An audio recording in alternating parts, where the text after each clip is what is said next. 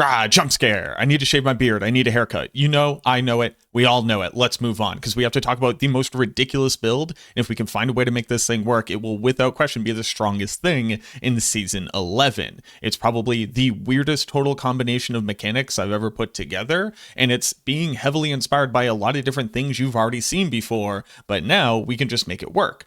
There's only one issue.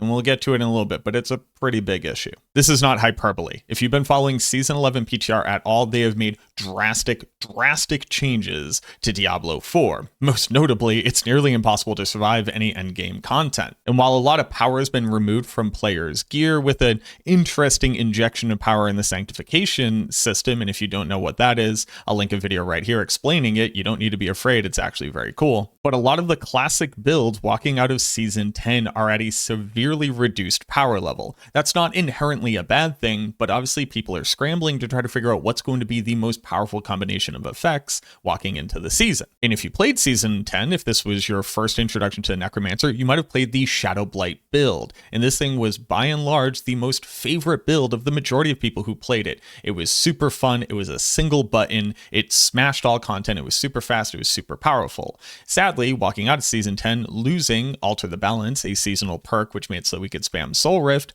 while that build is still very strong in its base form, while casting Blight and Corpse Explosion to be able to still trigger Shadowblight at very high rates, the way of playing the build, the ease of playing the build has been taken away. So I sought to solve that. Not initially, because initially I was just trying to investigate a combination of the Melted Heart of Selig, a vastly different mythic in Season 11, based off of people in my community like Raven asking about it, as well as Lord Sara, because a lot of people are playing around with it. But why are they doing that? Melted Heart of Selig basically says Energy Shield from Diablo 2 now. It used to say it before, but now it's full-on Energy Shield.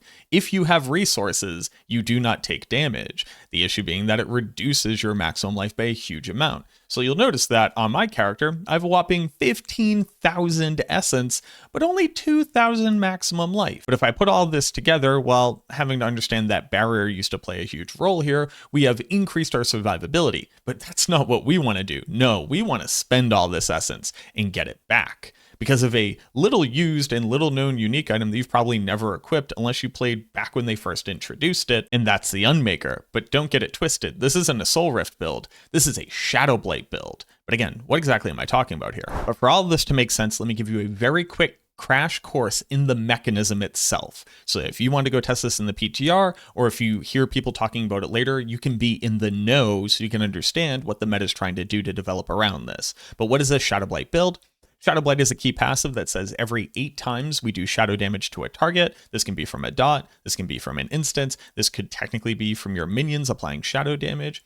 You're going to trigger Shadowblight. And Shadowblight does a 200% damage coefficient instance of damage. It has a very large multiplier on the skill itself just by putting on additive shadow damage. So the base damage of it with a 5.5 multiplier from the skill itself ends up being an 1100 weapon coefficient damage proc. That's a very large damage proc, but you have to do 8 instances of damage to get there. Well, what are some of the best ways to do instances of damage? If you want to go the old-fashioned way, you could just hit them 8 times with the darkness or shadow skill, and that big damage number coming out the top there, that's Shadowblight. You could also use things like Corpse Explosion and layer on a ton of Corpse Explosions on the target, and you'll notice that our rate of proccing it gets a lot higher. The more overlapping dots, the better. In Season 10, the way we did it was with Soul Rift. Now, Soul Rift could have 10 of them on top of you simultaneously, and instead of just draining resources from them, they would do damage when they drained a soul. So not only would you have 10 of these things, each dealing damage twice per second, but you would then have 4 damage instances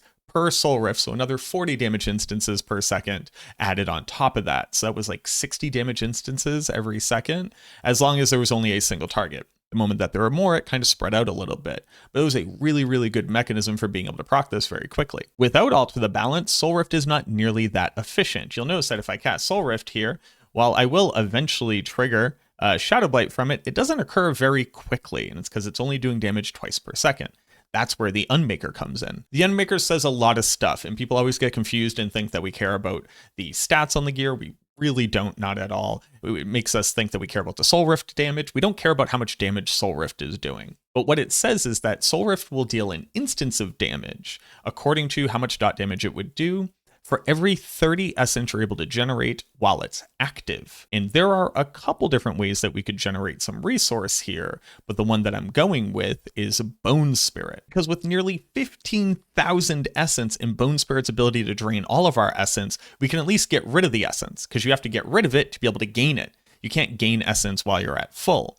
The only issue is that walking into this season, and most notably because of the change to Melted Heart of Selig, Bone Spirit has been capped at 500 essence cost consumed.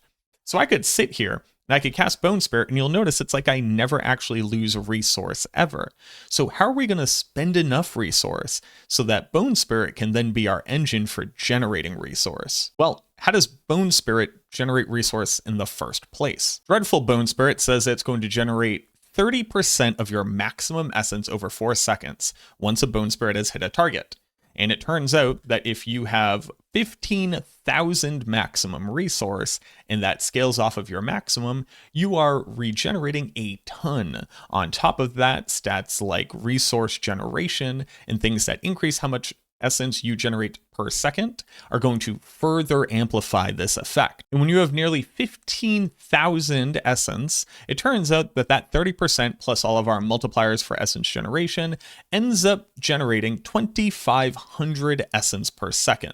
And since the Unmaker looks at every 30 essence you generate to trigger it, 2,500 essence divided by 30 is 83 Soul Rift procs per second, just from this one interaction alone. That ends up being more than 10 Shadowblight procs per second per target. And because the blighted aspect says each consecutive hit of Shadowblight, you gain an increasing damage multiplier 4, and it goes all the way up to a total of 6 seconds. That means over 6 seconds, you're going to do a whopping 62.5 Shadowblight procs, which ends up being a whopping 2,187% increase to damage when this is on a one-hander, or a 4,375% damage multiplier when it's on a two-hander. That ends up being a 44 times damage multiplier from this aspect alone on a two-hander. We can generate all of this resource, but how do we spend enough resource for this to really work? That's where the Cax rune comes in. Cax rune says that once you trigger it, you're going to consume all of your resource to gain a 2x damage multiplier. And we can very quickly trigger this with the Yule rune. Yule rune says whenever you cast a skill with a cooldown, Bone Spirit has a cooldown. So if we can perpetually cast Bone Spirit, that means that we can eat all of our resources in 8 casts of Bone Spirit, which occurs over about a 2-second period. And then over those 2 seconds, we fully regenerate all of our resource. And since we're triggering this 83 times per second, we are doing a metric ton of damage, an insane scaling of Shadowblight, and it affects everybody equally. Whereas in Season 10, it was actually less efficient because it would spread out its damage and then slowly winnow down to a single target. Here, it hits everything equally. Now, why can't we make this thing survive? Well, when you have an energy shield, anybody who's ever played Diablo 2 before knows that when you run out of resource, you don't have an energy shield. And since we have to eat our resource at a high enough rate to be able to actually generate enough resource to trigger all of this, that means that spending all of our resources is the only option. Cax will always eat all of our resource. And the moment that we do, we effectively only have 2,000 maximum life because Melted Heart of Selig reduces your maximum life to give you this huge energy shield. So it's this weird double-edged sword where this really only works because we can do this with Melted Heart of Selig, but because of that, we can't stack enough survivability. Now, I'm going above and beyond for survivability here. I'm not using things like Blood Moon Breaches for more damage scaling, and I'm instead using Hardened Bones for damage reduction. Every option that I've chosen in the Paragon is always taking more total resistance, more maximum life, and more total armor, as opposed to scaling additional damage. I'm using things like the Scent of Death board, which has the most instances of total armor, total res, and maximum life across the board. Minimum investment in glyphs so that I can continue to stack even more damage reduction everywhere that I possibly can. I'm using all 3 incenses that'll increase my maximum life as well as my intelligence and my all resistance. I'm trying my damnedest to stack as much armor and res as I possibly can. I just can't find anywhere else to put it. Now, I haven't gone through and sanctified my gear. Sanctifying the new system in Season 11 could potentially add on a huge amount of survivability. I could get lucky and roll a bunch of defensive aspects across all of my armor. I could add on even more maximum resource and critical strike chance, so I can cap those and get these damage numbers even higher. But as far as I can currently understand, unless they change something, without insane godlike gear, we won't be able to tap into this system unless somebody else can come up with a way for us to stack on even more survivability. Hell, at one point I considered using Doombringer in a shield. But one of the big things that it took me a little bit to understand is that investing into things like maximum life aren't really increasing your survivability here because we only get a quarter of our total. And that also means that things like barrier, which typically is like the saving grace on a necromancer, is severely diminished in value because you can only gain barrier up to your maximum life. Your barrier doesn't see all this essence at all. And what that means is that even though barrier is effectively doubling your life if you're not playing with Melted Heart of Selig, here it is technically still doubling your life since you never consider the essence to actually be part of your survivability because we're spending it all the time.